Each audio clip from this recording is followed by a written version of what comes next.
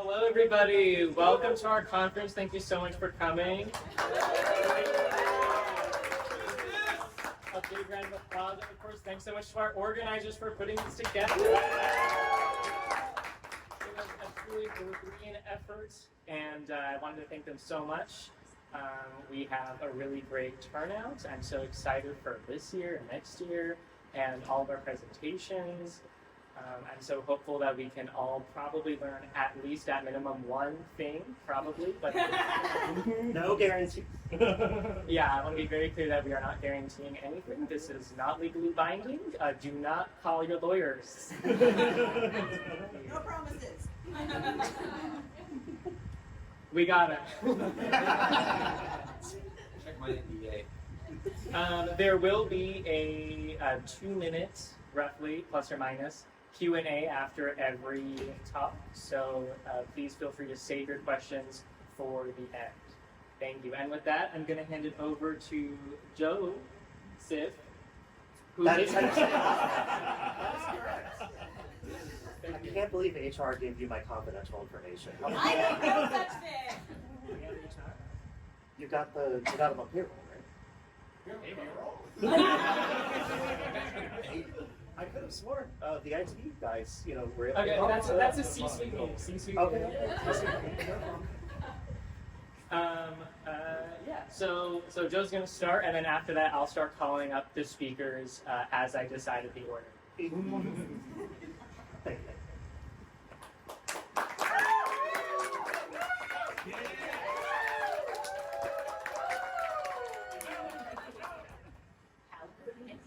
Excellent. Everybody, welcome to the annual Sensible Symposium. You should be so proud to be here. This is an incredible event, and I can't wait to share these wonderful business experiences with you. We have so much to get through today. I'm so happy you're all here this morning. It's absolutely incredible. Thank you so much. Let's do it! Yeah!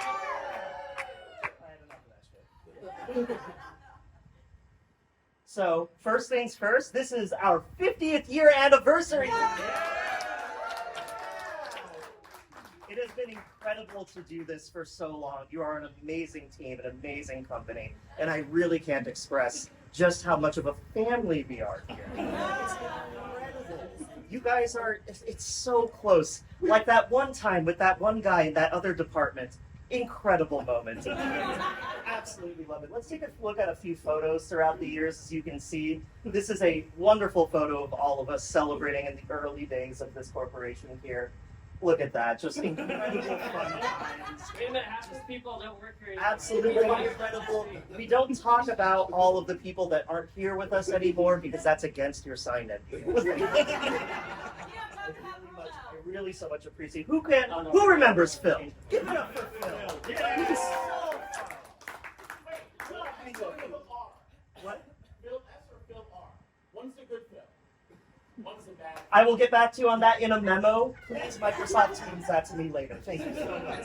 Still in the break. Really can't tell you just how incredible it is. It's absolutely fantastic to make sure that you're part of this wonderful. Oh my goodness. Okay. I don't know how that got there. Anyways, let's go over the Q4 business overview. Who is excited to look at these numbers? Look at this. Excellent. We have revenue.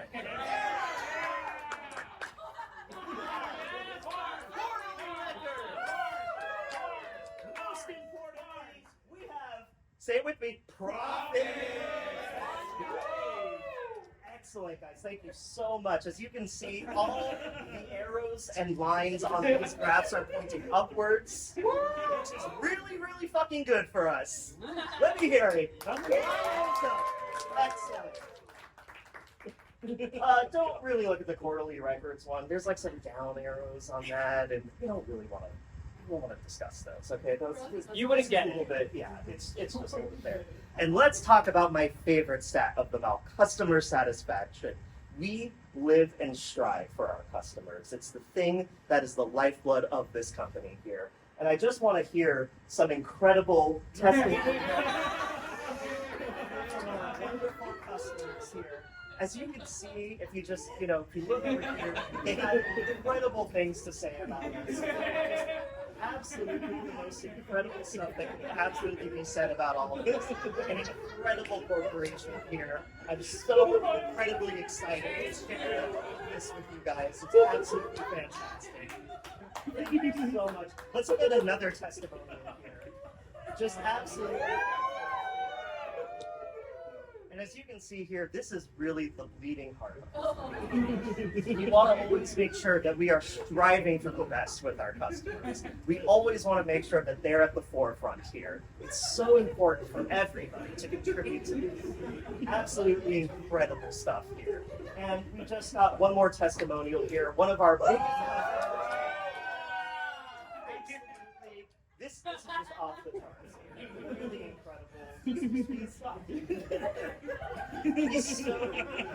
This really warms my heart. And in fact, the most incredible thing is he gave us an actual video testimonial. Oh my god! Wow. Oh wow! Oh.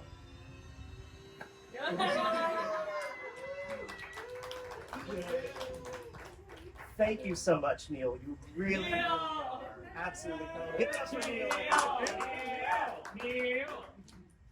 Now, as all shareholders here, we have an obligation.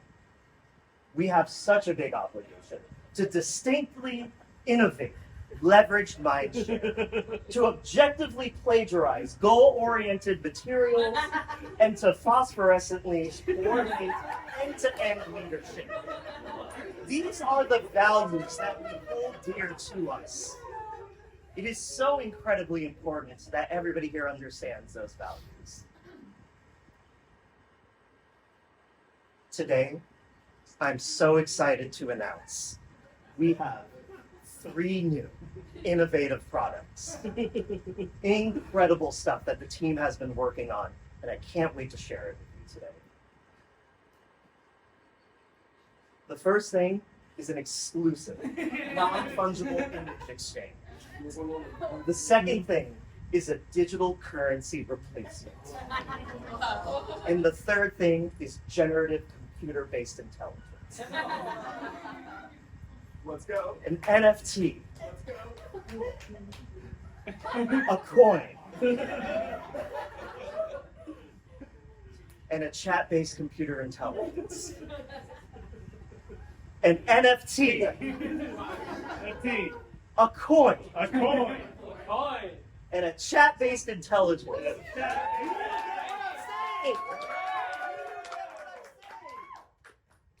This is all one product, and we call it Intelligent Business.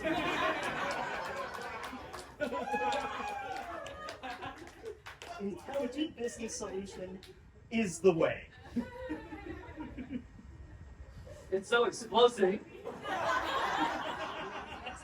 IBS will allow us to progressively formulate adaptive infrastructures. It will allow us to interactively mitochondrinate fully niche markets. However the fuck you say that. It will allow us to rapidly utilize holistic leadership. And most importantly, energize and most importantly, it will allow us to legally steal.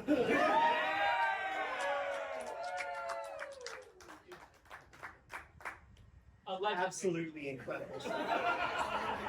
Absolutely. I'm so proud to share this with you guys. IBS is really going to lead the way here. It's absolutely going to be incredible. And if hang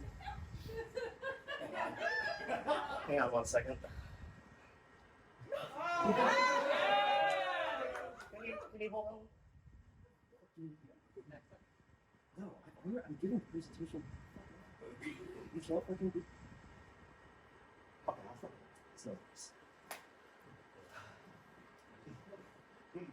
IBS is canceled. I'm so sorry to say this, but I think we can recover this.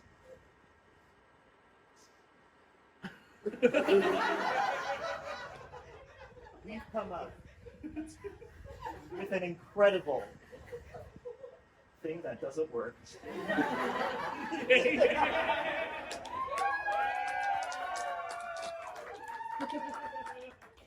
can eat again. We have one new innovative product. One incredible product. It all starts at the base, where we have our base innovators, our ground floor investors, our supporting staff, and our new leads. It moves up into our business leaders, our pioneer managers, and our, what I'm coining today, investigators. It continues going up to our executive director tier, to our financial gurus, and finally to the Chateau de Pache's success, where we finally get to the top here. The most important aspect.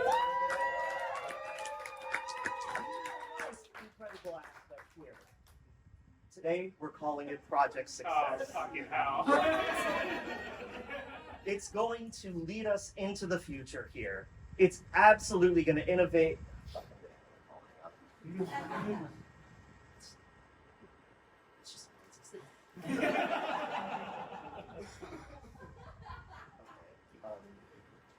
That's fine. That's fine. We'll take that. I've just been informed that this is called a pyramid scheme.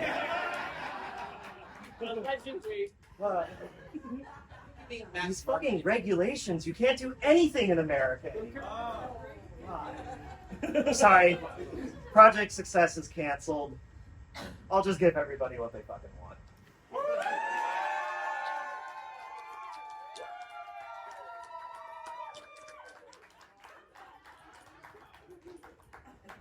This is the future, everybody, and I'm so excited to share it with you. Thank you so, so very much. You guys have been absolutely incredible. I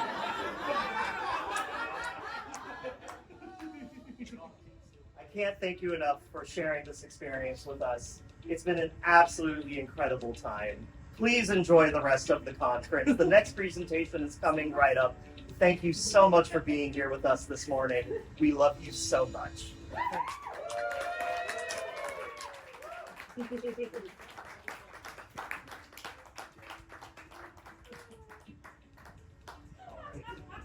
Q&A.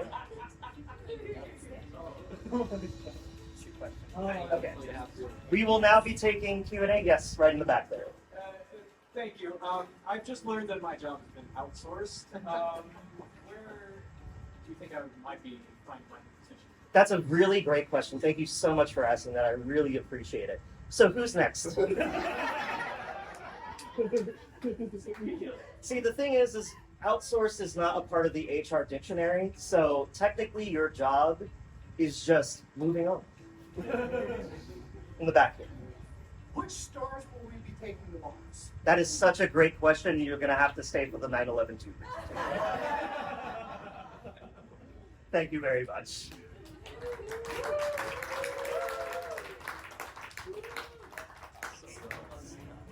All right, thank you, Joe, for that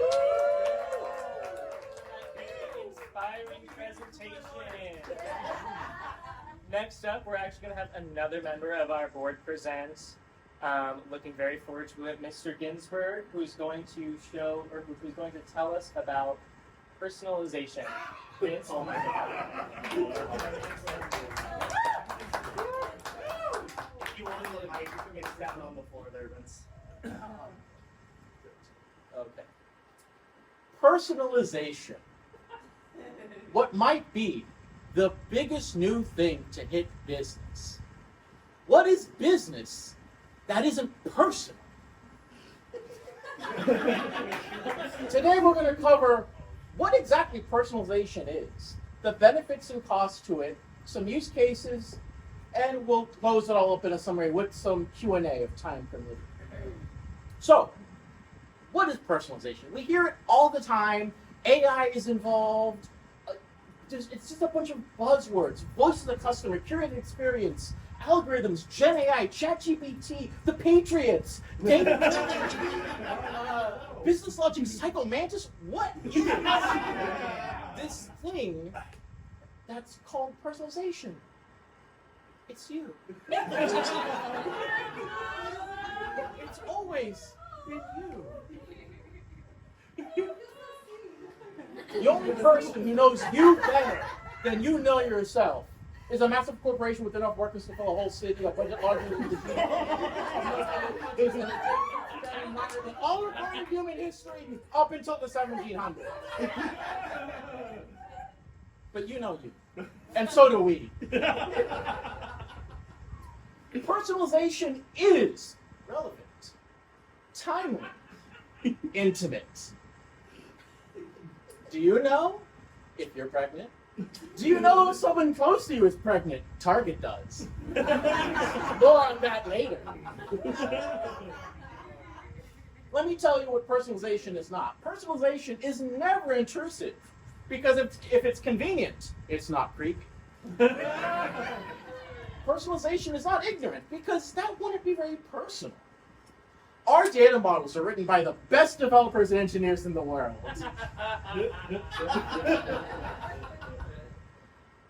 How good are they? They're overseas, and we pay them pennies. Don't worry, they have the best leadership to guide them. The finest crypto bros who believe that indentured servitude should be brought back. And lastly, personalization is not in your house. Yet. We really think you would love our new smart toaster. Let's talk benefits and costs. The brass tacks. But first, remember, it's not just about quarterly earnings or profit margins or appeasing the shareholders. This time, it's personal. Personalization is cost effective. You know how you learn about people? Just talk to them. Talking's a free action. Now, if people won't accept the cookies when they visit your website, well, they're just mean jerks. You know what? Track them anyway. Who's going to stop us? A regulating body? The government? They're the ones buying your data. Now, some of you might be wondering, what about all those highfalutin crypto bros and overseas underpaid developers? Look, you need to stop being so nitpicky about the budget. The budget will be handled by accounting, and those meetings are boring. All that matters is big number goes up, and the shareholders are happy. Yeah. I have it on good faith that Gary down in accounting really knows his Excel, and he can make the numbers go up automatically. That's scalability, people. But that's for a different presentation. Let's talk use cases. If your marketing isn't personalized, how will customers know you're talking to them? I mean, have you met people? They're so dumb. You could be yelling their name and they'd ignore you. Seriously, it's so rude. Wait, don't think that.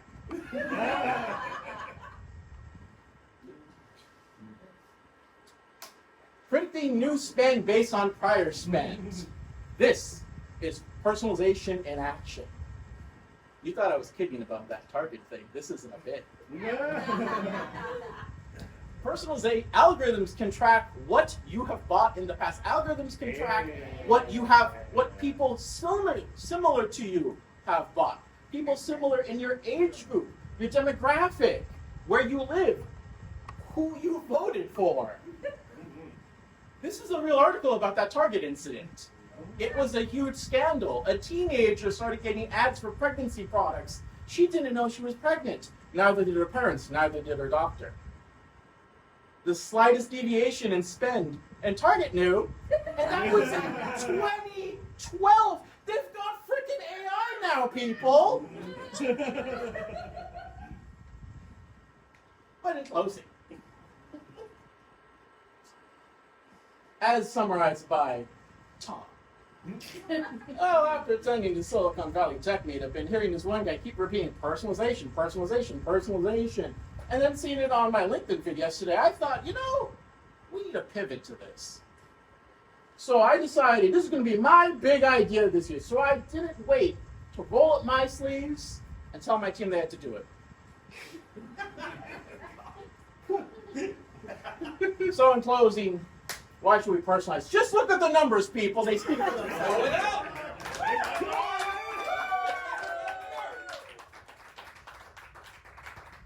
Joking aside, personalization will require massive transformation in the entire business ecosystem, all processes, virtually the entire way the company does business. Might as well blow everything up and start over.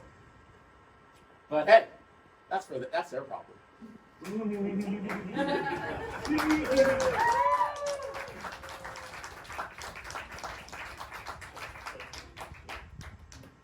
Thank you, Vince. Wow.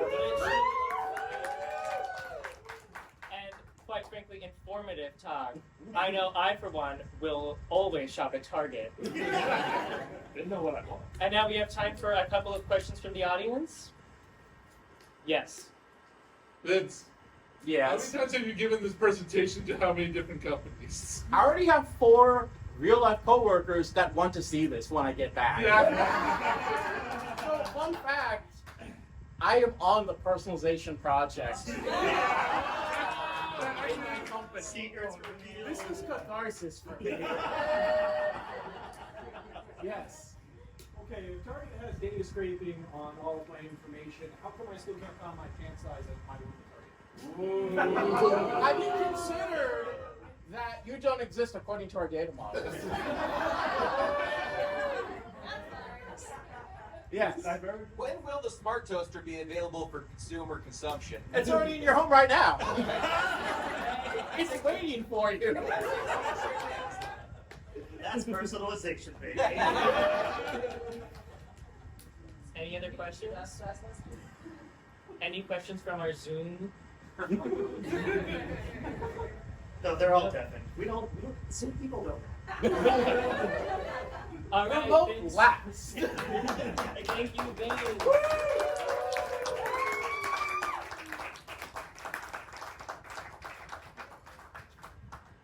I'm Craig M. Roman. Hi. Welcome.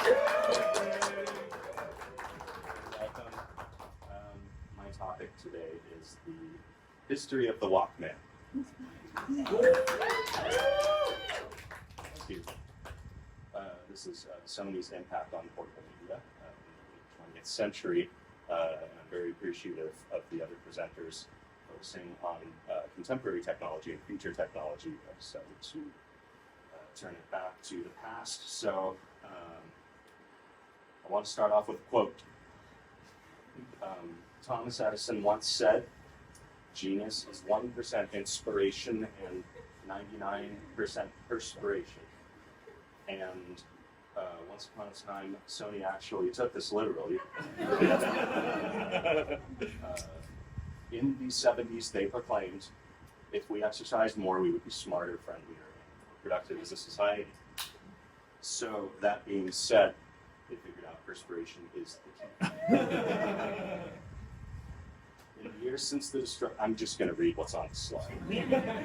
In the years since the destruction of Hiroshima and Nagasaki, obesity rates in Japan were skyrocketing. Workplace morale had hit an all-time low, according to data gathered by the WHO and UNICEF, and intergenerational relationships were becoming increasingly fractured, leading to a declining birth rate. Sony co-founder Isaru Ikuba knew a lack of exercise was the issue, and he was correct. It has never been proven fun, and is always avoided. Japan needed to sweat, and it needed to sweat fast. So, turning thought into action. Sony Executive Deputy President Norio Oga was tasked with inventing a portable music player. In 1979, the fruits of Sony's labor came to life in the form of a powerful new consumer device. This device was called Walkman, as pictured.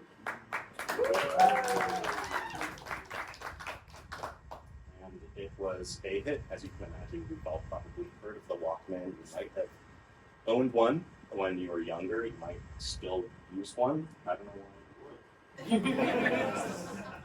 So, success, expansion, and refinement. This is the beginning of a larger arc for the company. The Sony Walkman was far more popular than Sony could have predicted out based on their sales estimates from the start. In the early 80s, new models were released internationally, sending sales through the roof. The new Walkman editions kept the lineup fresh. They got more compact, improved overall build quality, upgraded battery systems, and added Dolby noise reduction DNR, which you may have heard of. It's made its way onto a lot of professional audio equipment. I have a DNR. Yeah, that's awesome. Wonderful. In 1990, please save your questions. In 1990, they sold 100 million units, and by the year 2000, they weren't far from 200 million. So things were on the up and up for Sony. So, while on a visit to Japan in 1993, President Bill Clinton famously proclaimed, Prime Minister Miyazawa has fostered great prosperity in the land of the rising sun. Companies such as Toyota and Sony have ushered in a new age of economic prosperity for the people. I'm bringing this up. It was kind of a famous speech when it happened. It was televised all around Japan. I don't know if it was on our networks out here. Together, they overcame the death and destruction of events past. They honor their loved ones who died in the flames and wreckage of British times long ago. The indescribable pain which robbed thousands of their futures is but a faint memory as we enter a new century full of optimism. I go running with my Walkman and feel. Can't make this stuff up. So. It is nice. Through the 2000s, portable CD players took off and Walkman portable players fell out of favor. Sony had to adapt. So let's talk realigning the brand. Things were changing, right? Changing in the 2000s. We've got digital formats becoming standard, as we're all very familiar with now. The internet was becoming a standard fixture in homes. Also in the late 90s and early 2000s, we started figuring out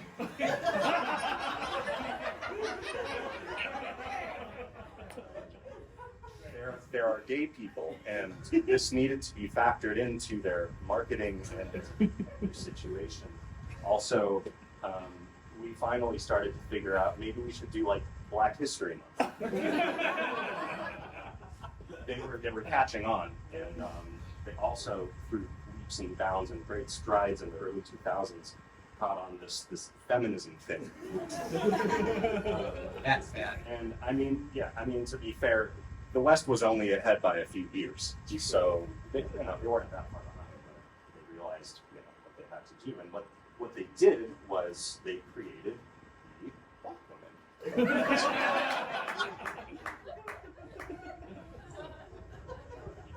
Can't make this stuff up.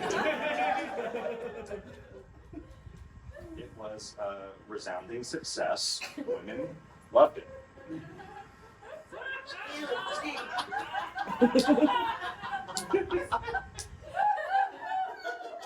So Sony went on a marketing rampage. Celebrities like Christina Aguilera and Scarlett Johansson were seen with their Walkman. You might remember this. Every astronaut aboard famed space shuttle Columbia. So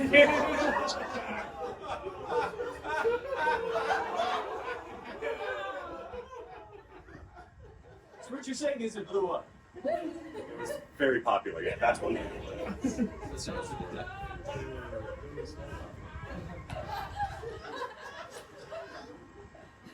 So, unfortunately, with all that success, it this is sad. Torrents and music blogs ushered the downfall of physical media during the late 2000s. There's some formatting issues on my presentation. By the mid 2010s, most people had forgotten what tapes and compact discs were, and today we listen to our iPods. Sony filed for bankruptcy in June 2017. Apple forgot to release the iPod in Japan.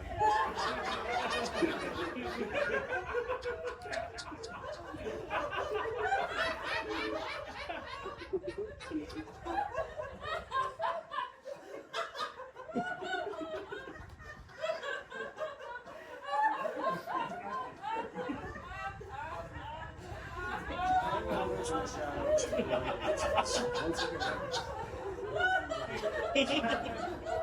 my god!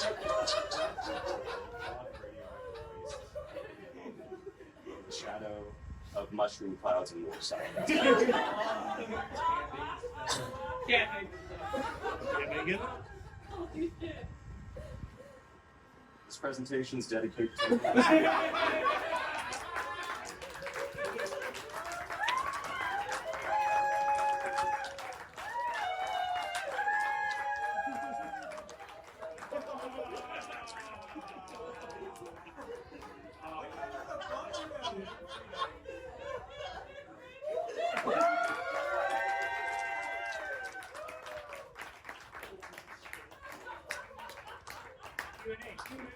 Thank you so much, Greg, for that rousing presentation. This roller coaster of emotion.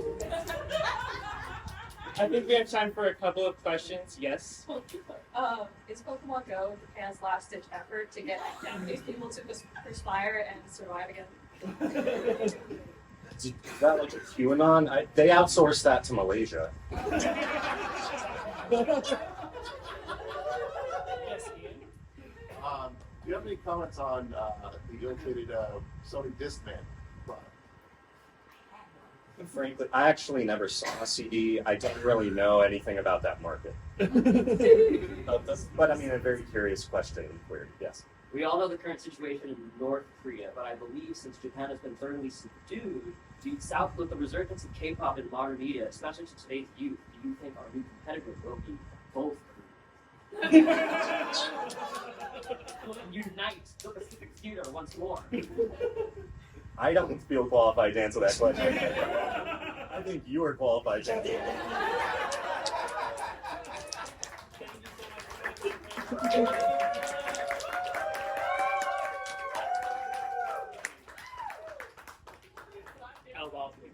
Next up, we have Edward, one of our shareholders, and he will be presenting this. Can I get a volunteer, anybody, to be the person to press the slides? I'll do it. You do it? Oh, also you're running out of time. Okay.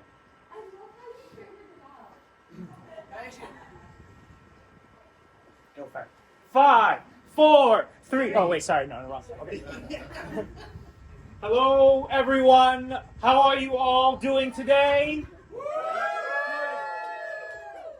My name is Edward. I am here to present to you something that is very near and dear to my heart. It is totally something that I know a lot about, and I've totally seen this presentation before.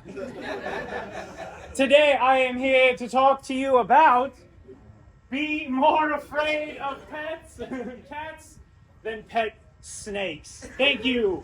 Next slide. Weaponry. Listen.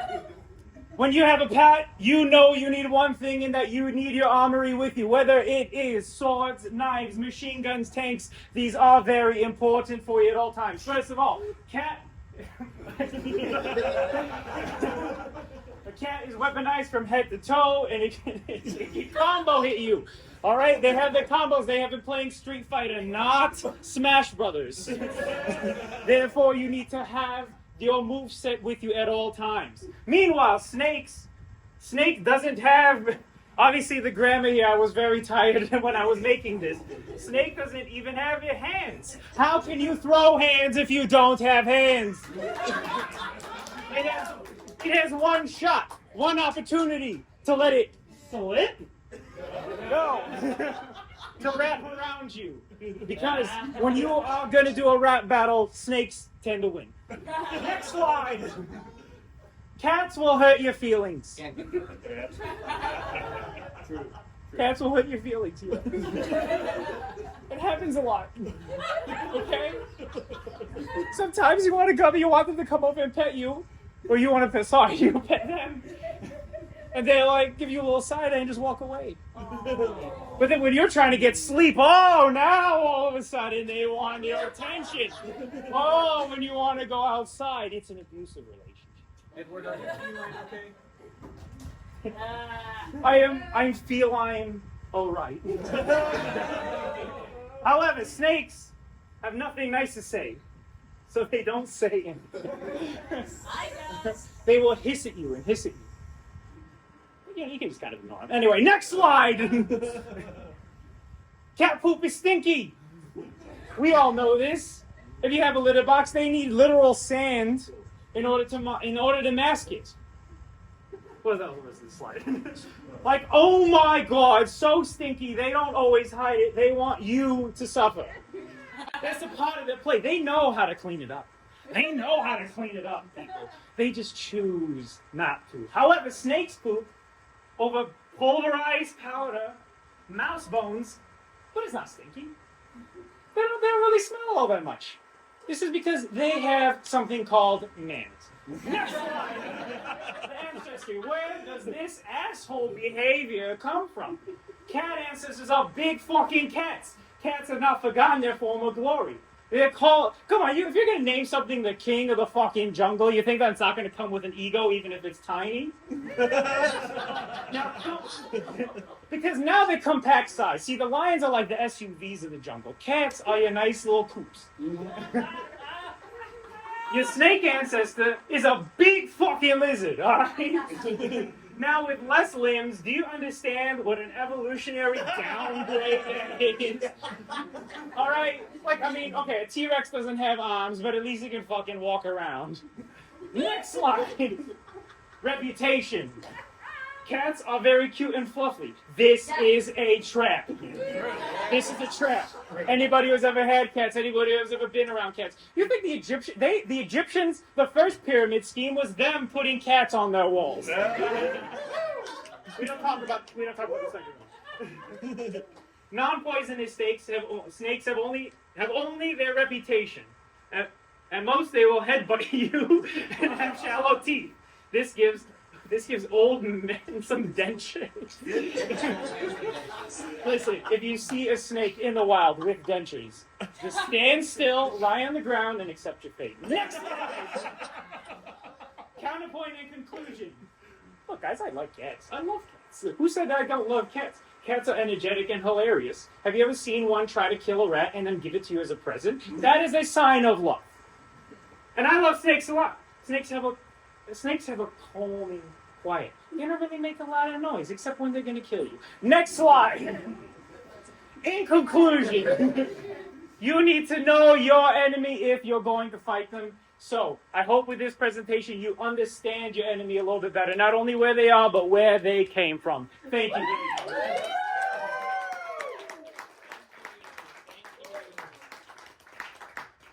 Another super informative talk. I learned so much. Do we have any questions from the audience? Yes. How do you assert dominance with your cat? Eye contact.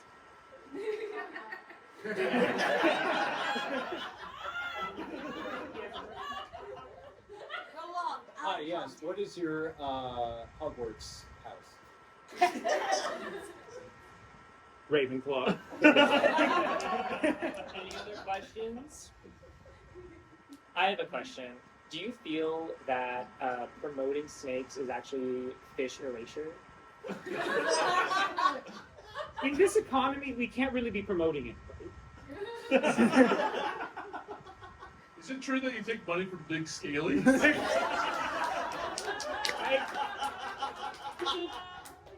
the question. You're on camera. I can neither confirm nor deny the accusations of Big Scaly. Okay, one final question. Yes. How was it like leaving World War II?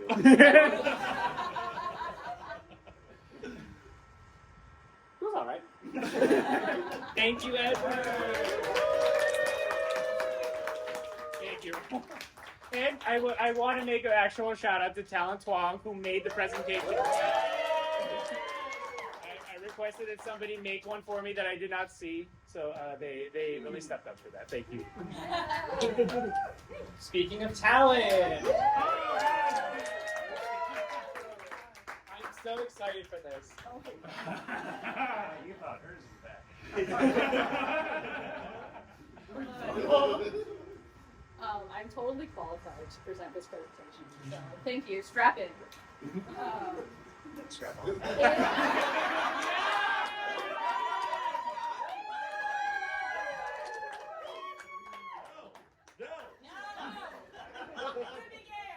I see I will need to convince this audience and that all of you have never been to Japan before. No, I have not been to Japan. I do not have fields. But with this man right here, he will give you feels. Why are I mean, who needs real people when you have 2D options that will make you switch sides easily? You don't even have to commit to physical body parts, just enjoy animation. That is why they make them gay in anime. It's also because gays do not have a gay agenda. It is actually the straights.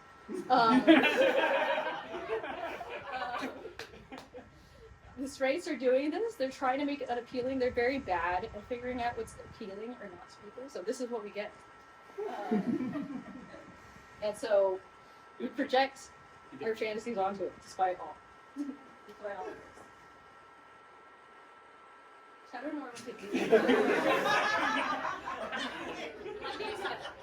The straights try to convince us of attraction, and they're quite bad at it. Both of these, I mean, none of you would know because you haven't been to Japan, but they are both abusive relationships.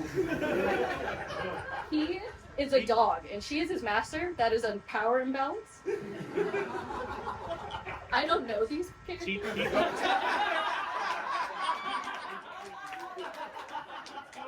And that already disqualifies them from my favorite. You're not wrong about him.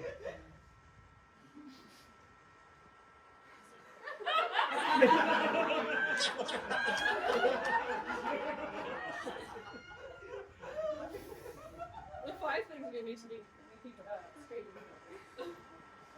Oh, okay, yes. Investment in education and the arts. I think we need to increase the arts funding for this anime monstrosity to see if we can alleviate the effects of homosexuality. Policy campaigns to promote therapy and mental health. Yes. To make them soy boys. This is to get us all on the same page and go to Japan.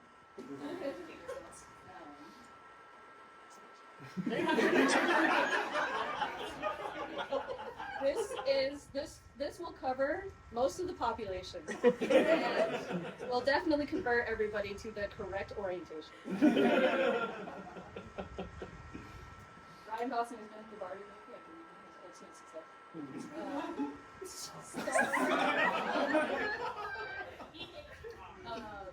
Stabilizing ingredient. Yeah, stabilizing ingredient, exactly. See, somebody is learning in the audience. The destruction of the church, you know which one.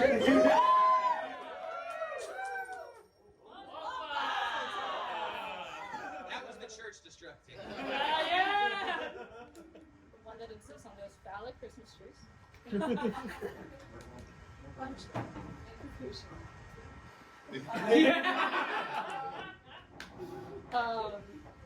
Anime is gay. There's nothing wrong with it. I would like to continue to enroll the straights and trying to make things straight.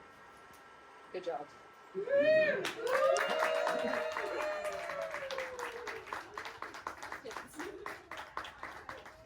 Thank you, Talon. I certainly have a lot of questions for myself. Yes. I don't understand why we need 42 rainbow things for those reasons. Why do we need 300 more? Once you have 300, you will be convinced. Good answer. Any other questions? Actually, are you sure that Goku and Chi-Chi are hetero? Because Goku is quoted in canon as marriage is that a kind of food? Okay, I accept his orientation.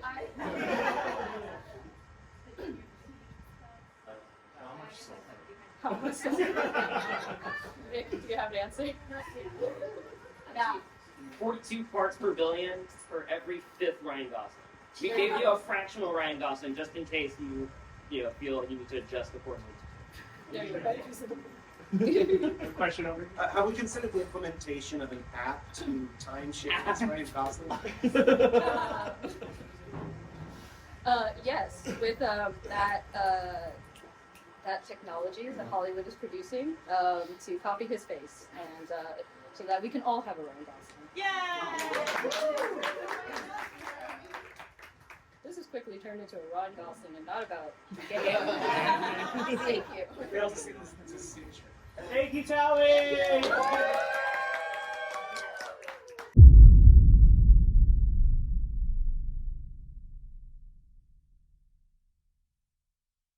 All filter in.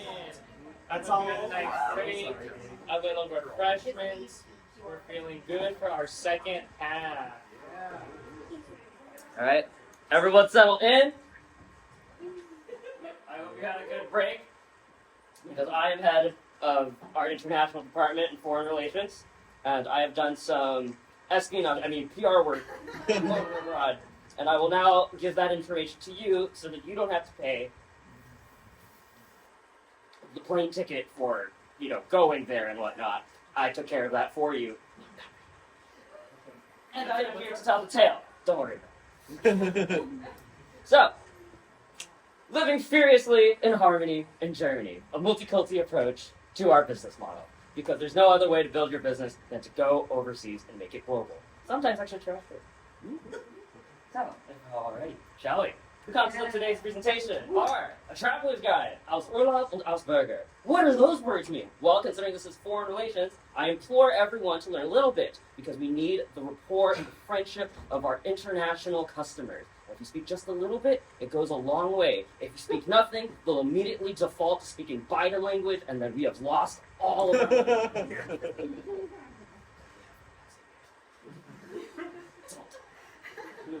It was negative. We lost negative. Also, this is a magic trick presentation. By the end of it, I will make something just language of the land. As I have said before, it is important that you know just even a little bit of the mother tongue, because there's nothing more I like about traveling abroad than sharing tongues with others. Wow. I mean, sharing cultures with others. And then finally, Der Schrei des Deutschen Schmetterlings. Well, that is a book title, and we will discuss the literature of that. But first things first, I know you've been waiting for it. Traveler's Guide, aus Urlaub und Ausbürger. So, Deutschland auf einen Blick, aka Germany at a glance. Germany is a large, rich country full of beautiful history, architecture, community, diversity, art and craftsmanship, athleticism, cuisine, and of course, the number one answer all of you have been waiting for. Come on, who are you kidding? Beer. Beer. One of the most quintessential elements to German culture, because that thing has absolute origins in all of mankind on biblical scales, and the occasional fairy tale castle that our former competitor, Disney, got its inspiration from, aka plagiarized from, aka our business model came from, aka you have the Germans to thank for our success, which is why I talk about this presentation. You have to know how they work to know how we work.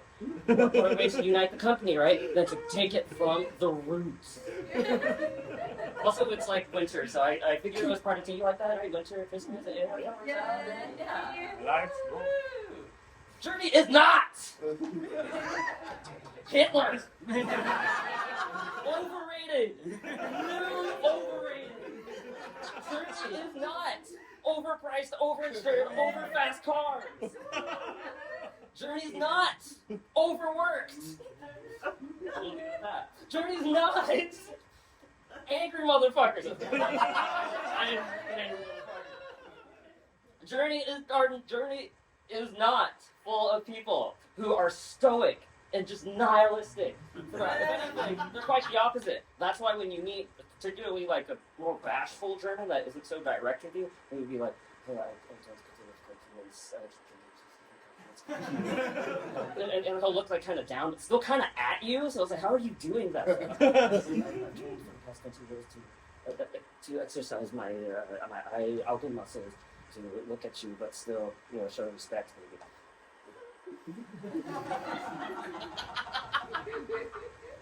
Joe. It ends up being more like this. Complete our clients. And last but not least, Germany is fucking not. Please give me that. There's nothing else in this place. Not a Berlin. Not a Berliner. I can't. JFK. Guck mal auf einen Blick. Things you should do in Germany, okay? Like as many other cultures and even individuals themselves, right? We all have our own mannerisms of doing things. Things we like, things we don't like, things we really insist on, things we don't insist on. I will start off with things you should do in Germany. So, things you should do in Germany. You should follow traffic laws, right? By following traffic laws, you show the locals that you respect their culture, meaning your culture. Meaning they will share with you things that have to do with their culture.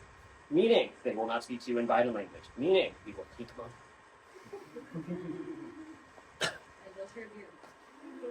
They will share beer. Hey, fucking fuck! Give this one a raise. Who the fuck? What's on my bookie? Things to do in Germany, please. Use all forms of transportation, particularly the bike lanes, because they are built into the sidewalks in Germany, so that way you get maximum traffic flow. How do you do that? You have a big lane for pedestrians who like to walk, who like to eat, who like to rest. You have a bike lane adjacent to bike parking, so you may come and go as quickly and efficiently as you please alongside your fellow. You can have a chat as you go. You can have a radler, or a drink that's infused with lemon, as you talk, right? You can get to work in a hurry as you talk to your fellow commuter. Oh, what if I like to go fast? Well, you have your own fucking lane. So you can keep up with the cars who are parked next to you if you want to go from 0 kilometers an hour, or 120 kilometers an hour. It's all up to you. And they say America's freedom.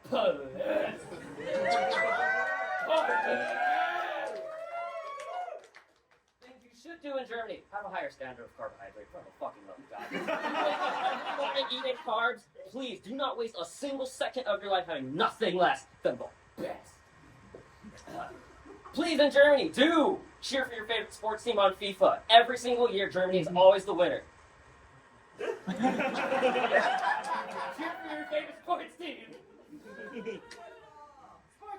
Sports ball! Now, there are things you should not do in Germany, right? With every pro, there's a con. With every day, there's a night, right? So, things you should not do in Germany. Please do not hold up the line anywhere you go, right? Whether that be in the supermarket, in the parking lane, in your own bathroom. And you're living alone with a cat. And it's clawing at you because it's German and it's telling you to fuck up. You don't have to speak German to understand Efficiency. efficiency. Yes, they're good. Please do not skip paying your train fare. These trains can take you literally anywhere in the country. The fact that we in the States have not implemented the system is beyond me. But it only works if everyone pays the price of $0 to get on the fucking train. I can't make this up. Do not drink low-tier trash beer. Drink the good stuff. Life is too short to be inebriated on fucking some frat boy piss on his desperate attempt to prove his masculinity to get an A in class because his professor told him so as part of a psychology experiment because, I don't fucking know, you needed some way to stand out in front of all the people with a monotone in class. Do not! It's because you're going to be drinking the good stuff and not the bad stuff. You don't have to carry it away. You do not want to puke in bad places. We have a designated place. It's called the Kotzhöhe. What does that mean? Kotz means puke. Höhe means hill. Kotzhöhe means puke hill. Do fucking not puke anywhere else. You will be slapped, be arrested, and most of all, you will not have any more beer. These are customers. And then they will look like at you like this. Now, arguably the biggest social profile you can do, faux pas you can do as a foreigner is, and I cannot stress this enough, like literally cannot stress this enough. This is like the second worst thing you can do. The first one is, mentioning Nazis and all that shit. But the second fucking worst thing you can do as an outsider is erect buildings that are taller than the biggest church in the city. Do not erect buildings taller than the church. Fuck yeah. Those are the that is sacred. You please do not allow such sacrilege to enter our thoughts on that. Now, I have not talked at all about language. Let's see that now, right? I'll go ahead and German is a very vast and beautiful language, right? Deutsche Sprache steht in der Sprache. What does Sprache mean? What does Sprache mean? Sprache means language. Deutsch, I'm pretty sure you know what that means, right? If you don't, it's German, right? German language, difficult language, right? We're gonna start with the basics, all right? I want everyone to participate here. Don't worry, I won't. It's not graded, but it'll be easy. Everyone, say this word. It's pronounced like this. Ish. You can say ish. You can say ick. You can say ick. I prefer ick because that's like the de facto way everyone say it. But if you wish to, try to pull a dialect on it, you can say ick, you can say ish, and then people will just look down on you. Up to you. Say ish. Ish. Point to yourself. Everyone point to themselves with their index finger, middle finger, pinky finger. You got 10 of them to choose from. Ish. Now point to literally anything else in the room and say ish. One more time. Ish. Ish. Ish. Ish. Right? Ish means me. It means I. Nish means not. I, not I. Me, not me. All right, one more time. It's me. It's not me. It's ish. It's ish. Now, all of us sound like fucking zombies right now. So let's actually sound like we're educated because we want everyone in this company to advance, right? We rise as a team, just like without, right? So, ish means me. Of course, you need to point to the person next to you, and you address them as do, which means you. As in do us. Do us. Do us. Now you're catching on. Good, we're starting. Das muss gefragt. Und das hat nichts gesagt. Time left. We're going to actually put together a full sentence, and this will sell. Try it to any German, I guarantee you, any German you know. Any German you know. You pronounce this. Du bist schön. Right? If you don't know how to pronounce that, think of like an urn that you put ashes in. So schön. Du bist schön. Okay? So remember we did the ish and ish shit, right? So instead of pointing to you like a selfish motherfucker, you point to the person next to you, right? And go, du bist schön. Du bist schön. Du bist schön. It means you are beautiful. See, everyone said that. 100% said effective. There you motherfucking go. Certified, patented. Oh, sells every time. Promote me. Du bist schön. Now, du is a pronoun. Bist is a verb. Schön is an adjective, but not a descriptive one. It's just an adjective, right? That you use at the end kind of politely. So we want to start using nouns, right? So how do we do that? Not that straightforward, because German is difficult, right? That's why Deutsche Sprache ist schwierige Sprache, right? So we have to get into nouns. Before we get into nouns, we have to get into genders, right? So there are 4 pronouns in German. We have masculine der, feminine die, neutered, yeah, because neutered is a thing, right? Didn't see that little fucking cards up there. Exists. And then we have plural. Right? Oh my god, wait, hold on, there's 2 D's at the end. Don't worry, we'll get to it. Right? So, for example of nouns, der Mann, for a masculine man. Die Frau, for a feminine woman. Das Kind, for a neuter child. Because in Germany, we don't assign gender to children because they're not intelligent enough. So we put them in the neuter category. What's the neuter category? Dogs.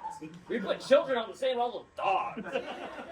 So now, if that frustrates you, don't worry, because the plural of das Kind is Die Kinder. So if you ever forget how to pronounce Die Kinder, just remember, we don't kill little children in Germany. So you don't say Die Kinder, you say Die Kinder. So I just told you how nouns work. So how do you actually piece together a sentence, right? Because we said du bist schön, so how do I put in, Mann, Frau, Kind, and even Kinder, right? And make them all beautiful. Well, it's actually not that straightforward. To do so, you have to learn how adjectives work. To know how adjectives work, you have to know how cases work. And to do that, you gotta know this chart. By heart. Now here's the thing. Oh yeah. This isn't even its final form. There's 2 more rungs to this, but I don't have enough, budget cuts did not allow me the geometry in the slide to do that, right? So you have to keep thinking of this within a fraction of a second before, we default to Biden language. You can't do that, right? And then your mind will start running like a supercomputer, TI-89, fucking 82 titanium shit, right? And you'll be doing this in a matter of seconds, right? And once you get proficient enough at this, we condense it. So don't worry. Again, I did it, so you don't have to. I condensed it into a chart, and it's just as simple as this. It's really not that. It's really not much when you think about it.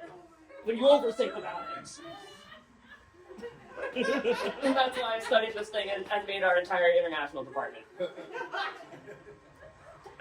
And so, that's the, what's it? This is the Schrei des deutschen Schmetterlings. The shrill of German butterflies. I'm sure a lot of you have seen memes. Schmetterling, such an aggressive word. Schmetterling! Well, of course. Krankenwagen! Right? Any word, it sounds aggressive when you say it with such gusto.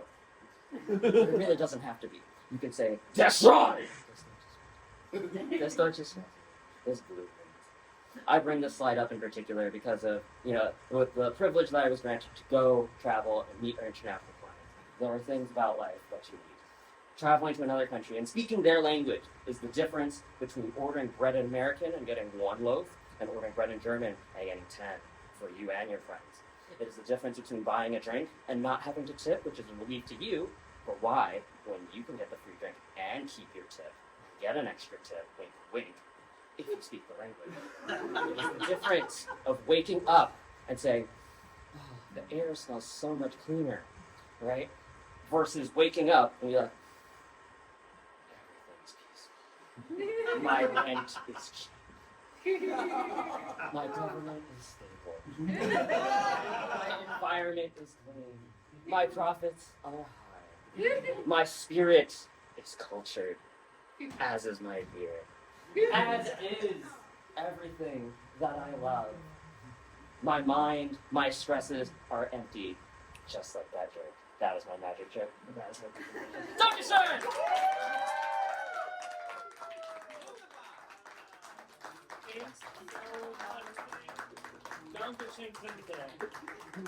I know that truly wonderful. I learned so much in that presentation.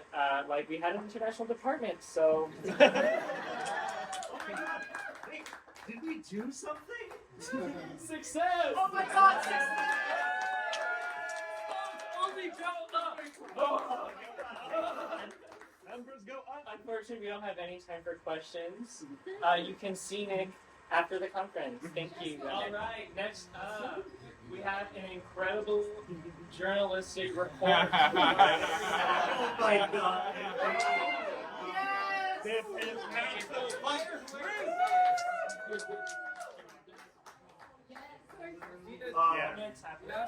is Finally, some real culture. Yeah. Hello, I'm sorry. Hello. You're right the first time. In the 50 years we've had this convention, which I have been proud to have been here for 48 of them. First, I started as senior VP. Then I had an embezzlement scandal. Who hasn't? Yeah, right? That's a Tuesday. Natural order of business. So I was bumped down to head of marketing. And then senior VP of sales. And then I tried a little bit of, well, I say try, but I was bumped down to general manager of staff in the warehouse. And Now I am an unpaid intern in. I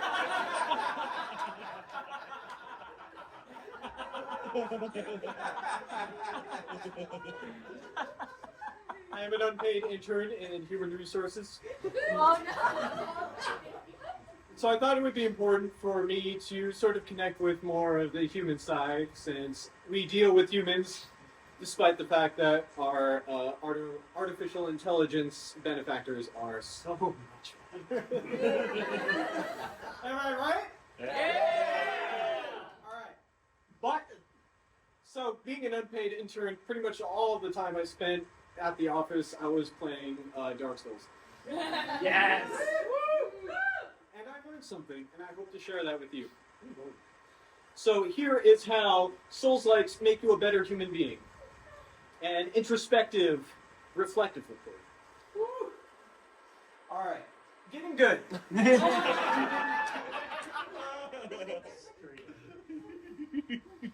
When you think of Souls/Souls-likes, you might think difficulty, or punishing, or basically any other adjective that works with those two, because generally they will put your face to the meat grinder. And this is true, much like real life.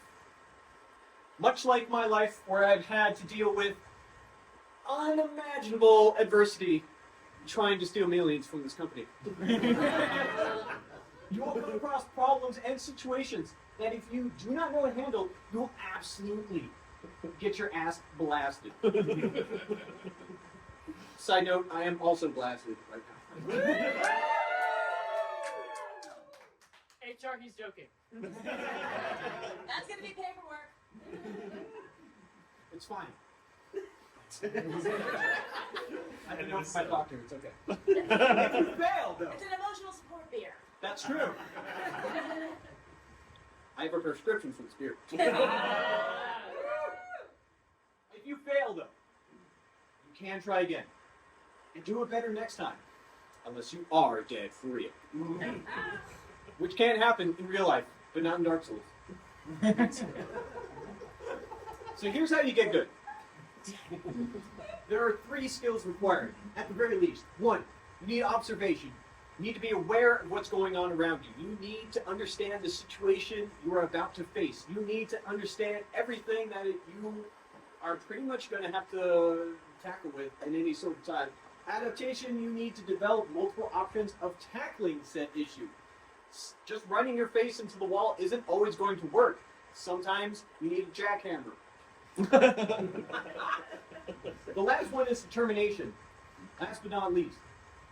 Because what doesn't kill you makes you stronger, and just sometimes you just never know when to say quit. But Johnny's, how can a video game attribute to real life? And you look at this paper, it says, "Fuck you!"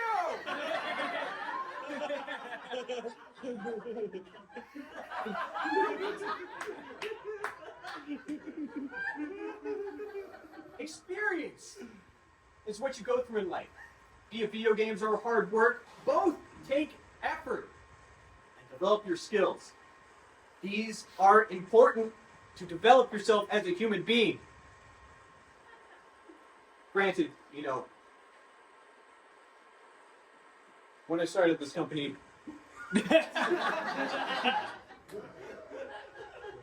In his 3rd year. 48 years ago. when my granddad started.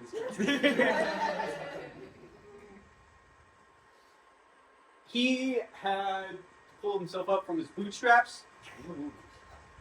Me, I had Velcro. It's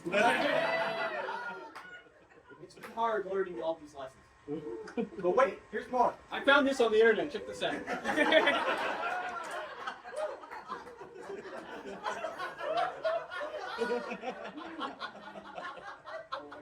Yeah, you can't tell.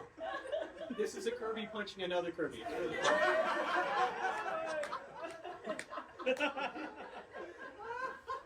If you need to, now relieve yourself. There's the halfway point. This is now hot yoga. Oh my god. Oh god, they're coming for us. Something that I've learned. Praise the sun.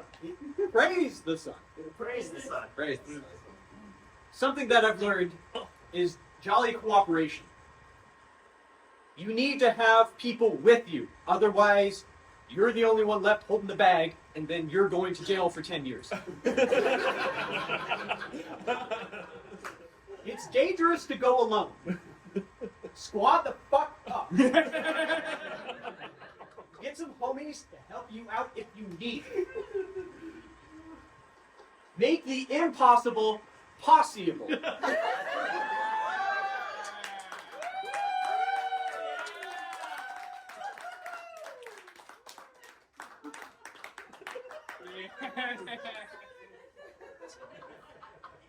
Pros before soul.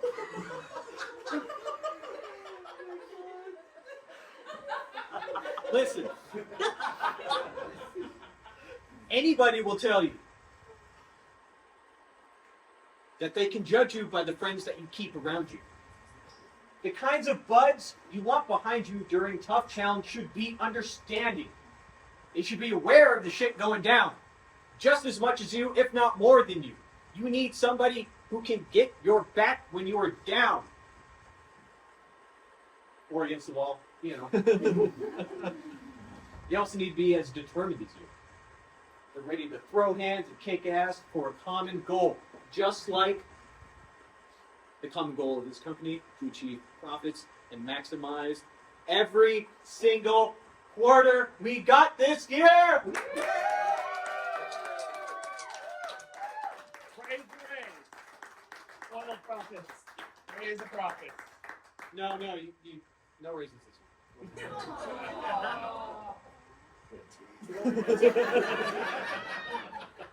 Now let me tell you about some bad actors. Some bad hombres. We got Patches.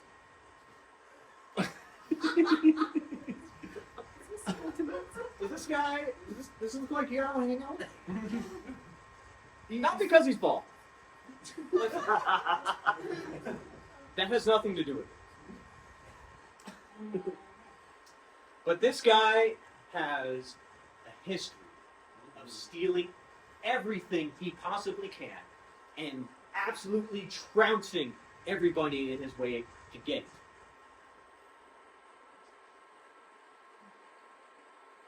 Do you see resemblance? However, it's important to know, you need to know a little bit of background between these characters. See, Patches, he hates clerics. Know why he hates clerics? Because they get money for free, and he doesn't.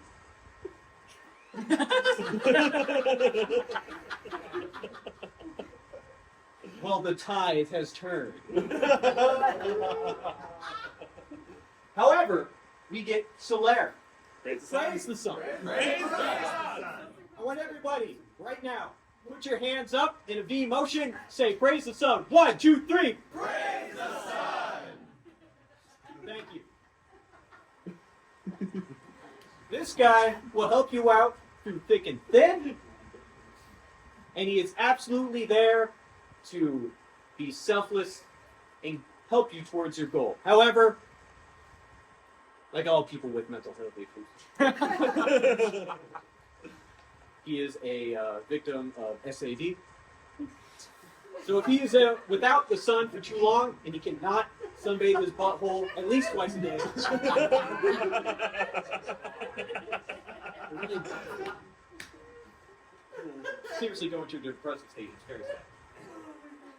All right. So Dark Souls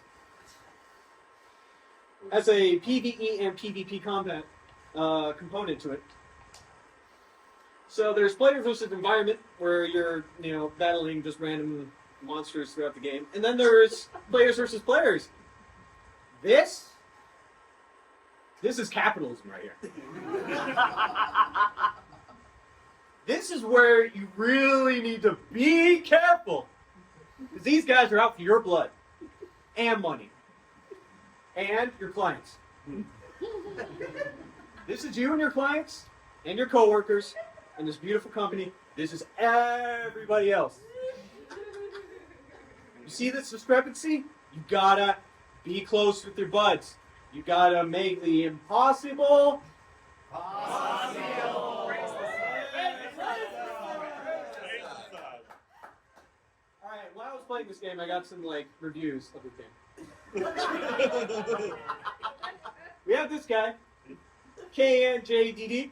I have skill issue and cannot get good. The game is good, but by the way, help me eat some grass. 0 out of 10. This guy, we got RZM Nader, one of the best RPG, if not the best. Great characters, a creative map, and unimprovable gameplay. Prepare to die.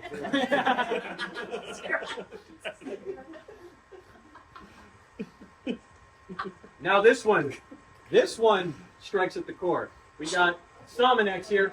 This game looks cool, but you can't even save. Can't even go back if you make a mistake. Annoying. I don't understand why a video game wouldn't allow you to have saves.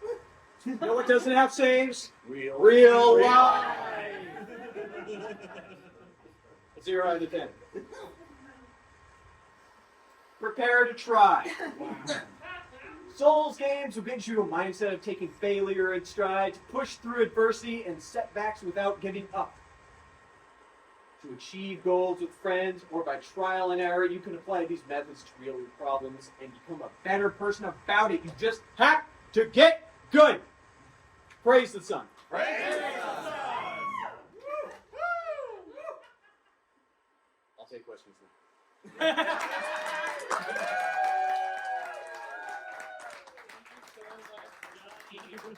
I know, I feel really inspired. I don't know who let you back in here. And I will remind you there is a restraining order. Praise the sun. 2 questions. We have time for 2 questions. Right here. If I was really cold and it's really dark outside and there's this tiny little fire, if there's this tiny little fire and I'm really cold, should I link it to something or should I not? I'm really cold. Never leave the fire. Okay. 1 more question, yes. Do we have any plans to address the growing nude problem?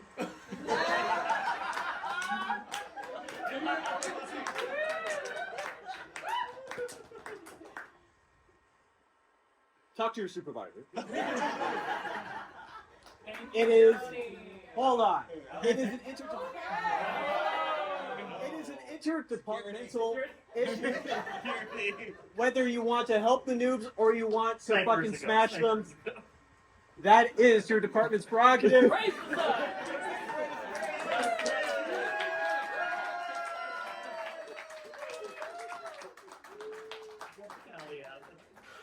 We have. Yeah.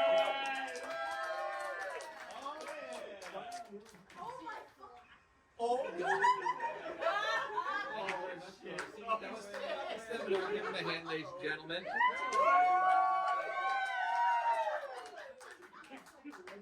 Now, I want to state that I'm here tonight representing HR department. We've had a lot of things going on. We just felt we need to address some things happening. So, it's a wild world out there. We're at a seminar. We're having lots of fun out here. But, ladies and gentlemen, the world is full of monsters. But that doesn't have to be a bad thing. Today, I'm going to show you how to handle these monsters. Now, this is meant to be an introductory sort of course. This does not cover everything, and the material presented here is meant to be presented for all genders and sexualities. You will however note that the images tend to lead one way because I have preferences and I made it. So let's get started here. What makes a monster? Between a human and a monster, everyone.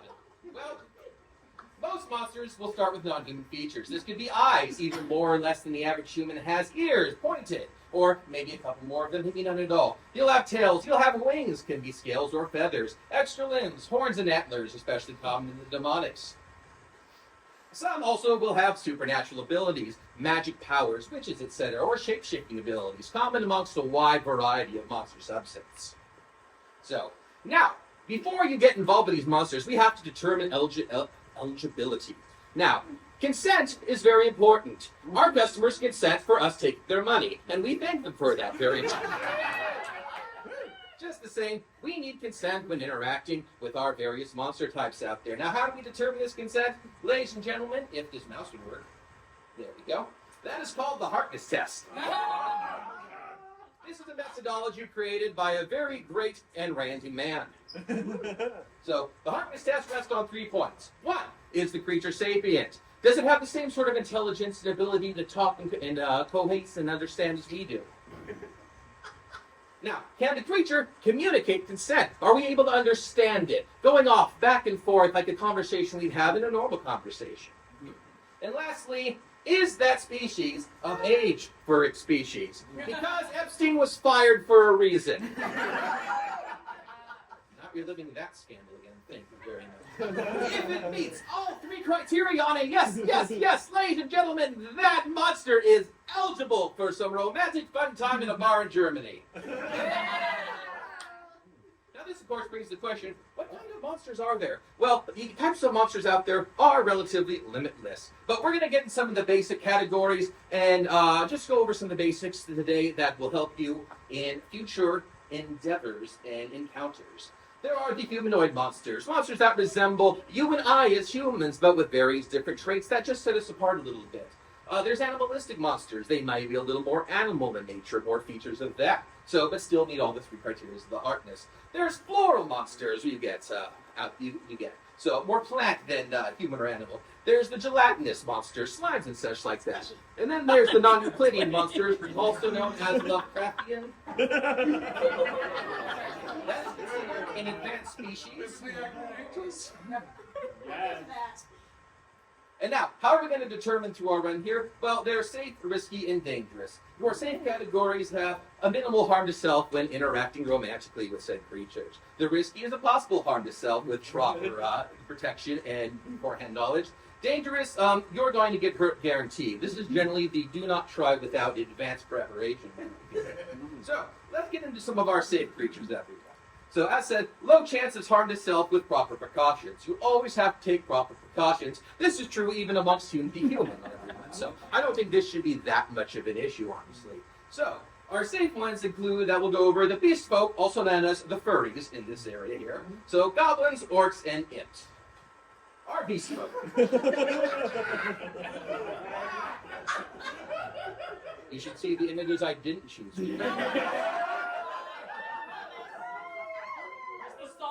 These are the tame ones.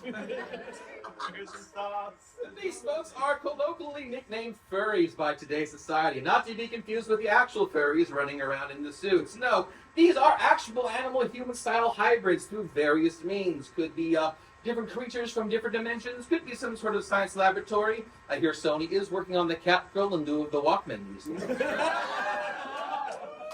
something to look forward to. These folk, of course, are humanoids with animalistic features. These animalistic features can be taken from mammalian, reptilian, aquatic, insectoid, and avian creatures. So, just about anywhere you go, any creature you see, there could be a humanoid version of that willing to get a beer and a night at a hotel with you. And now most of the beast folk also have a minor animalistic behavior. This is based off of their genetic run from their subspecies. Much as many of us have our own hardwires and stuff included with us, nature versus nurture and all that, their nature tends to lean a little more to the wild side. So, and that can often be traced back if you know your animals. Like the cat beast folk will often like to push things off of tables. They'll scratch you, but they like to sit in your lap. The dog beast folk will go running, and the avian beast folk will mock you relentlessly. I didn't know you were an avian type, dear. You know what? I'll play polo question for that. Please use caution based on the animal subset. Our next one is goblins. Goblins are a very common and a very popular species picking up these days, mostly because they are pocket-sized fun. What is known as the short stack. It says, existential. There's a word for that. Anyway, they are the short stack, small and fun. So, they are also resilient and stretchy. You have to be when you're that small and the world is much bigger than you. So goblins will bounce back and take a hit, but they shouldn't need to. They are mischievous and chaotic as a creature. They are very much a social creature, and they do like to get into things and mess around. So, and a lot of the reason based off of that is their community and relationship based. Goblins do not have a base of personal and self as you and I do. Goblins view everything as community. In a goblin's house, this is the goblin's house, and everything in here belongs to the goblins. Not just one of us, not just another person of us. Everything is the property of, and whoever's using it's using it at the time. They very much bring that sort of energy to relationships. Next up on is orcs. The muscle mummies and daddies. Now, often they appear intimidating. Orcs are very much larger than most of us, usually coming into height about 7 feet, so for the short ones. So, usually muscle-bound. They come from a survival and hunter-gatherer sort of society off of that. And they value their strength and their resilience to each other. And which they are actually rather cuddly when you get on their good side. Give them a good barrel of beer or so and talk wrestling with them. And you'll get a head on your shoulder and some shoulder rubs. Like Gervitz. Get them enough beer and they will fight for you. Which can be fun. So, they are also experts at barbecue. If you ever need to take a run at that, so that's something to try out for them as well. So, and they are an active lifestyle monster. So be prepared to be jogging and hiking, and again, much like the Germans. Germans just might be orcs. We need to look into that actually for our overseas apartments. Yes, the Hellfolk also coming into reserve. Much popularity as of late. So the imps, again, denizens of the lower rings of the Lake of Fire. So, but can be a bit of fun. So they are heat resistant. Usually come with horns and tails and all the rest of that. So they are very crafty and prone to stabbings. So they'll sneak in. They'll sneak out, and they'll leave you with some cuts. Or if you're their friend, you'll leave someone that you want with cuts as well. They do have a fondness for snacks and tea, so their affection is easily bought. So that makes it handy when dealing with an invasion in your house. What can go from a break-in and a burglary can easily go to a one-night stand. Again, fire creatures use protection. Good trade deal. Now we're going to move back into the risky section. Moving on here. Now, the risky monsters. Our risk department itself is moderate, even with proper precautions. Such creatures in this category include wares, slimes, tars, the elementals, and the undead. Now, wares is commonly known for werewolf or lycanthropy, but there are many different types of wares. So, based off, there are the were-rat, the were-bear, the were-dolphin. They get all over the place. If there's an animal, again, it can be set to a lycanthropic disease. Now, the question most people ask is, what's the difference between them and the beast folk? The beast folk have impulse control. Beast folk are used to having the animalistic kick to them, so they know how to handle it a little better. With wares, on a full moon, you get a high endorphin level and a low cognitive during transformation due to all of that going on, with a low impulse control, and things get messy very quickly if you're not prepared for it. So, things can get violent, things can get damaging. So it is recommended, if you have a were around, keep some good entertainment around, make sure that their enclosure has enrichment going for it, and make sure they're plenty well fed afterward. The transformation takes a lot of calories, and that can reduce the destruction and the harm that happens around you during a transformation sequence. So, other than that, if you like a little unpredictable and definitely rough, wares are definitely a good place to look into. Slimes. Part of the gelatinous subset. As far as your pros goes, Actually, a guy. wobbly jelly bits. It's like snapping a jelly container. Like you ever made like a thing of jelly and just like snack and just wobble, wobble, wobble. That's a slime for you. That's just ASMR fun right there. That is a good time. They do have shape and density control, giving you a various line of features and a various line of sensations in your interactions with them as well. So, what else do we got here? Oh, they can eat anything, like literally garbage disposal style. And that's due to their corrosive nature, so which we're going to get back into as well. So, but on their cons, questionable sapience. The experts are still kind of on the fence about the sapience of slimes. So we're getting into some ethical considerations with them. Just be very careful with the slimes you get with and make sure that you're not just using characters. So, or else it gets kind of weird, and then people look at you oddly at the next meeting. Sleep with the boobs, not with the cubes. I'll have HR look into that one. So, again, can eat anything. Corrosive body. This corrosion does not just lead to what it feeds, it's anything it touches. That includes you. So, in that case, personal protective equipment is highly recommended to avoid any sort of dissolving. Also, please do not ingest the slimes. I know it tastes like lime gelatin, but it is not good for your insides. Just do not. So, moving into tars. Centaurs and the Minotaurs are the most well-known of the tar subset. The satyrs / fauns, the goat creatures, also included in this area as well. Now, tars are known for being big. You like them large. You like them big. Centaurs. Or Minotaurs. Take your pace on that one right there. So, they can also get things off the top shelf. They're very tall. Handy for the goblin in your life. They are also bestial by choice. They have the sapiens, etc. They just find the animal thing easier to deal with, so half the time they stick with that. And I can't blame them. Half the time I'm tired of being human around this place. Fucking Jim leading fish unwrapping the trade and every fucking flavor. Anyways. Because they can be too big for most humans in just about every way. So, if you're gonna cuddle, be on top if you have a weaker constitution. They also kind of view violence as a love language based off of that, like a good punch or a kick is how they say hi or deal with things. Most of us, again, do not have the constitution to take a hit for one of these. So, get kicked by a centaur, and you might forget when your next birthday is. So, also, they do have a tendency to shed. You get hair it's worse than cats. It's honestly worse than cats, everyone. It's just everywhere. Whether you're licking it or not, it's just everywhere. So, But not as bad as snakes. not as well. Snakes don't have hair. Please hold on, please. But snakes do shed. Next up are the elementals.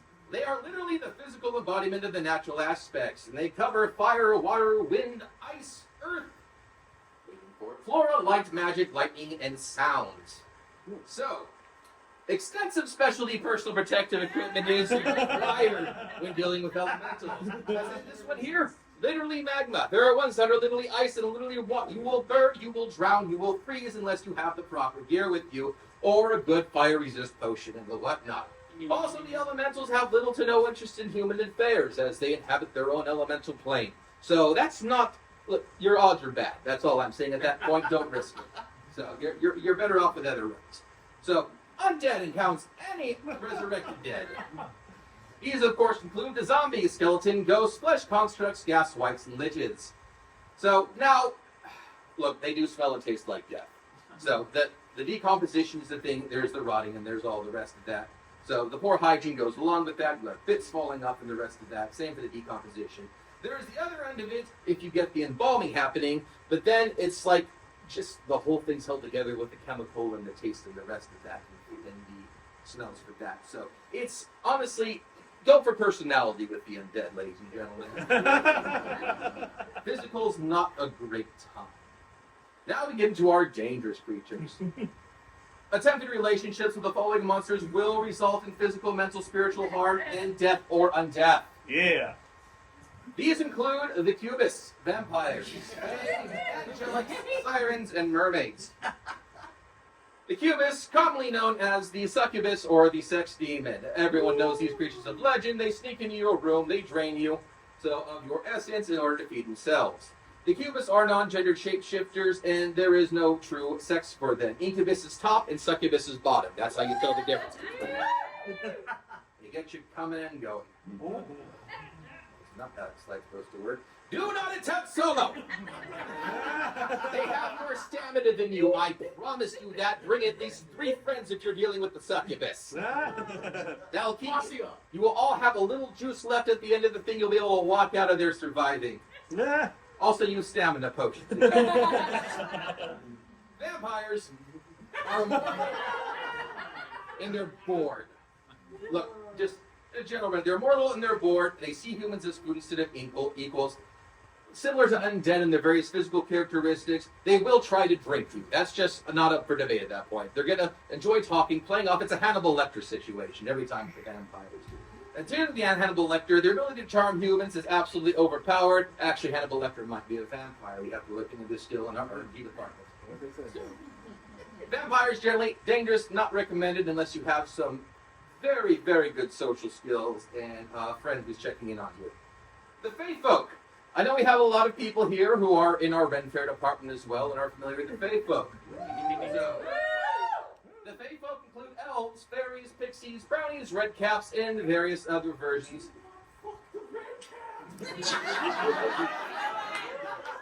From experience. So, basically, the basic advice guide to dealing with relationships with the Fae Folk is don't. Just don't. They will trick you. They will trick you. And I know there's some people out there saying, look, Davey, I've read the literature, I've seen the training videos and everything. I think I'm intelligent enough to outsmart a Fae. They will absolutely trick you. You are going to wind up the pet of some high court member for 100 years, and you will wake up with your name stolen from you 100 years later, unsure where in the mountains you are. That's what happened to our former CEO.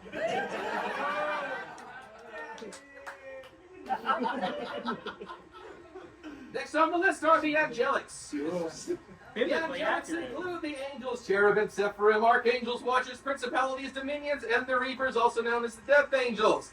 Ladies and gentlemen, no. Don't. Just don't. They don't even have genitals. They're angels. They're all eternal virgins. It's part of the whole doctrine and thesis. Look, if the archangels detect naughty thoughts, they're just going to smite you on sight. Do not with the angels. They're their own thing. Save yourself. They are all eyes. That's all they can give.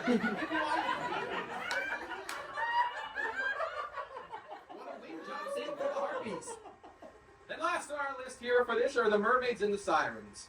So the pros is that they have a very pretty singing voice. Look, if you just want a good night out, drink some wine, find yourself a non-floating section near some sirens and just listen the night away. Absolutely delightful.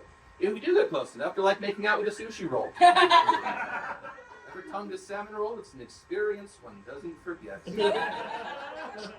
Of course, we have some cons to this involved. Mermaids will lure you to the rocks. They will sink your ship. And they will fucking eat you. This is not up for negotiation. It happens every time. This is documented. We have HR files at the wazoo. So, in conclusion, clapping monster cheeks is fun. Clapping monster cheeks is profitable. Drink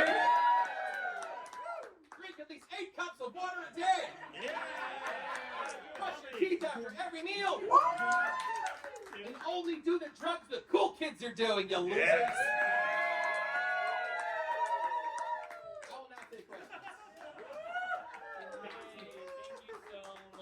I have even more questions for myself. We have time for one question. Yes.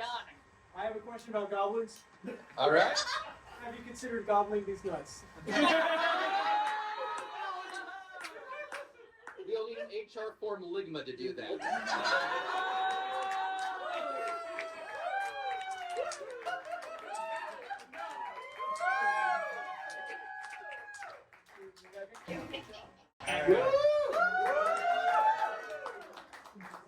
So, our esteemed CEO got into some sort of weird argument on Twitter, X, with Elon Musk, something about wanting to live on Mars, and decided to sink all of our last quarter's profits into a new research venture, and then said that I had to present about it because I lost all that money. No, remember that thing. Anyways, I bring you.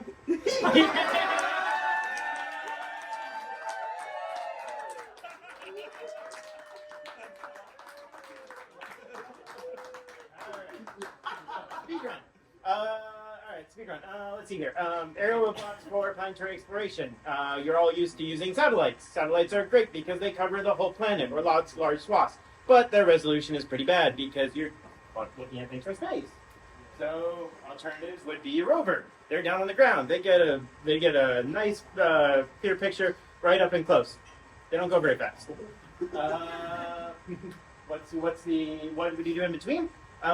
We've got helicopters instead. So they offer a nice in between. They can cover large distances without having to spend years driving, and they get a decent resolution being nice and close. You can do lots of science there, or carry stuff for your space colony for Elon. Anyways, helicopters on Mars.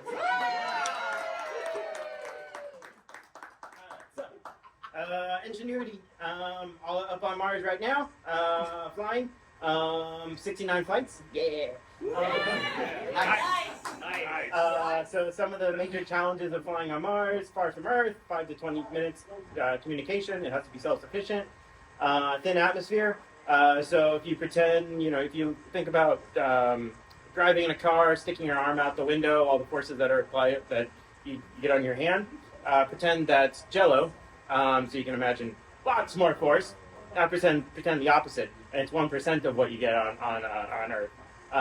There's not much force going on there. We gotta spend really, really, really fucking fast. Yeah. Kind of like our money printers. Very cold there. It's very hard to keep things warm. It's quite dynamic. No one worries about that shit. All right. Ingenuity. Blah blah blah. 4-foot rotor, 1.8 kilograms. Those are the not freedom units. 5 pounds for the real freedom people. The tip of the rotor spins at 160 meters per second, or about 360 miles per hour. Yeah. Set. Really really fucking fast. All right. Launched on Atlas 5. That's where all the sizing modes are in excess of like 100 Gs. This is where it went on the rover. You can see that there was a lot of challenges in trying to fit it in this very strange and small spot on the rover without damaging anything. Let's see. Heat is a major problem. The helicopter actually uses more about 60% of its energy on keeping itself warm overnight. That's actually why we lost it over the Martian winter last year, and it wakes up every day thinking it's the first day of Mars. But it actually talks to the rover. The rover, they know when to call it every day, and they tell it, oh, he's here, you're here. This is what you're doing. Send it to your mission. Yes. That's basically all it's saying. Good first date. Get first dates on Mars. Yes. Propulsion, as I mentioned, is a challenge. You guys spin those rotors really fast. That means ICF loads, centrifugal force. So if you imagine when you're spinning a bucket of water, if you spin it really fast, you can keep the water in there. That's centrifugal force. Now spin it 360 miles per hour. And you can imagine that is producing quite a bit of force on your 30-gram rotor. So lots of challenges there, as well as a little 2-inch hand-wound motor, spinning a 4-foot rotor. Each of those was hand-wound. I think it took like 40 hours. That guy, he really hated his life for a week or two. But it gets paid off. This is how it was stowed. A funky way, or funky trying to fit it in there, so you can see how the legs are actually like folded up there and they collapse. Anyways, let's move on. Fabrication, fun pictures, building things, wearing weird masks. We don't know anything about that, right? Protect against slimes. Yeah, baby. Yeah. Flying, so we flight tested it at JPL in the vacuum chamber. That's where I was at for the entire month of September. This is the first flight of Mars, first flight in JPL. So we'll play a different video. 3 minutes. More exciting, yes. Kennedy Space Center.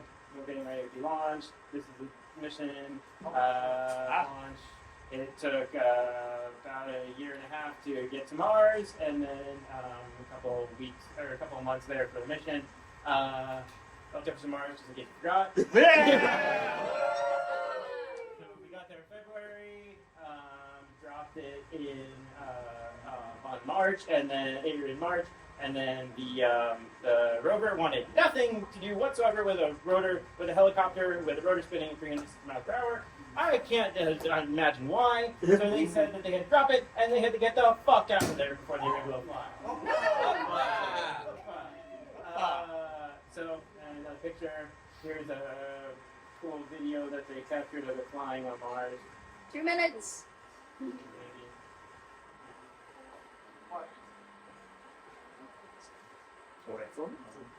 Album said 11:37. 3 minutes. 3 minutes. Don't go with cell phone. 3 minutes. What guy?